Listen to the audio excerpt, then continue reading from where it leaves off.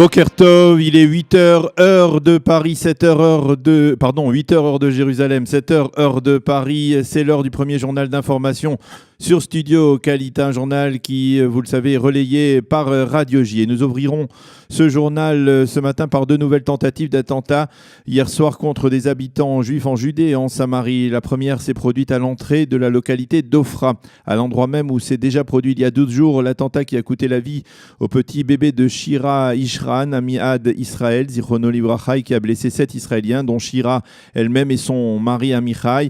Là encore, des terroristes ont ouvert le feu en direction de la station d'autostop à partir apparemment cette fois du village palestinien voisin de Ein Yabroud. Fort heureusement, il n'y a pas eu de blessés côté israélien. Une demi-heure plus tard, un véhicule palestinien a tenté de forcer un barrage à l'entrée de la localité de Bethel, en Samarie également. Les soldats ont immédiatement réagi, ils ont éliminé le chauffeur. Un jeune Palestinien de Silwan, qui est un village dans la partie est de Jérusalem en contrebas des murailles de la vieille ville. Il est possible qu'il s'agisse, dans le cas précis, d'un cas de délinquance et non de terrorisme à part entière. L'enquête a été ouverte par les forces de sécurité israéliennes.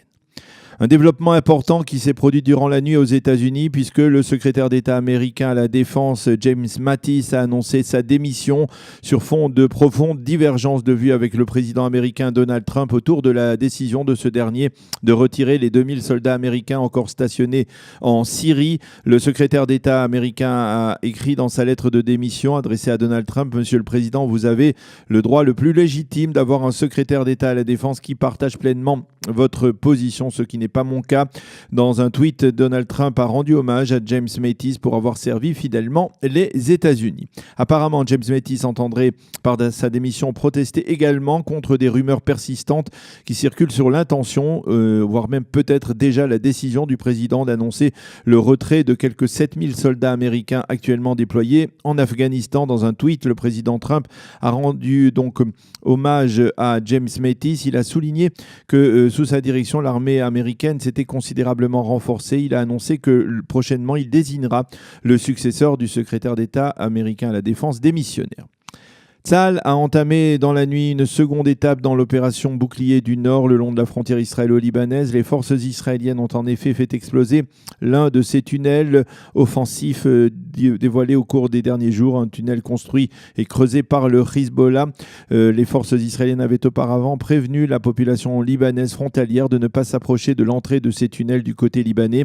Au sein de l'armée israélienne, on a répété que c'est le gouvernement de Beyrouth qui est responsable de ces tunnels qui ont été creusés à partir de son territoire, et ce en violation de la résolution 1701 du Conseil de sécurité votée au lendemain de la Seconde Guerre du Liban. Le conseiller juridique du gouvernement Avichai Mendelblit a fait hier une déclaration visant à mettre les choses au clair à propos des enquêtes judiciaires concernant Binyamin Netanyahou. Mendelblit a affirmé qu'il ne fallait pas tenir compte des rumeurs et de certaines révélations faites essentiellement par la presse et les médias sur les recommandations du parquet. Il a expliqué que les seules déclarations officielles à ce sujet qui seront valables seront les siennes. Il a également promis que son équipe allait désormais travailler sans relâche afin de prendre une décision au plus vite concernant le Premier ministre, mais il a souligné que le travail de ses équipes sera approfondi et qu'il ne sera pas influencé par diverses pressions. Une information importante pour les Olim de France. En dépit d'un accord préalable, il semble que le gouvernement israélien ne débattra pas dimanche dans sa réunion du Conseil des ministres, comme cela avait été prévu à l'origine, du programme initié par le ministre de l'Éducation et de la Diaspora, Naftali Bennett, visant à accélérer et favoriser l'Aliyah de France. Bennett et le président du Conseil national économique, Avi Simchon, devaient présenter ce programme à la demande de Binyamin Netanyahou, une demande qui avait été faite par le Premier ministre la semaine dernière. Le bureau de Naftali Bennett a donc préparé, comme cela lui avait été demandé dans l'urgence, les points principaux du plan d'action gouvernemental. Mais hier soir, il a appris que le dossier ne sera pas débattu lors de la prochaine réunion du gouvernement et qu'il n'a pas été fixé pour l'instant de date à propos d'un tel débat. Dans l'entourage du Premier ministre, on explique ce retard par le fait que Naftali Bennett devait soumettre ce plan à la commission interministérielle de l'intégration. Il devait soumettre donc ce programme, mais il a envoyé en fait aux différents ministères concernés sans pour pour autant tenir compte du ministère du tutelle qui est, vous le savez, le ministère de l'intégration. De même, on affirme à la présidence du Conseil à Jérusalem que le document présenté par Naftali Bennett n'était pas un plan à proprement parler, mais une ébauche plutôt primaire de ce plan d'action. Dans l'entourage de Naftali Bennett, on affirme qu'il était question de présenter le plan détaillé d'ici 60 jours. Ce plan prévoit une étroite collaboration entre les différents ministères, comme ceux du logement, de l'éducation et des finances, également l'Agence juive, l'Organisation sioniste mondiale et Kalita, qui est à l'origine, il faut le souligner, de l'intérêt suscité au cours des dernières semaines par Naftali Bennett en faveur de l'Aliyah de France.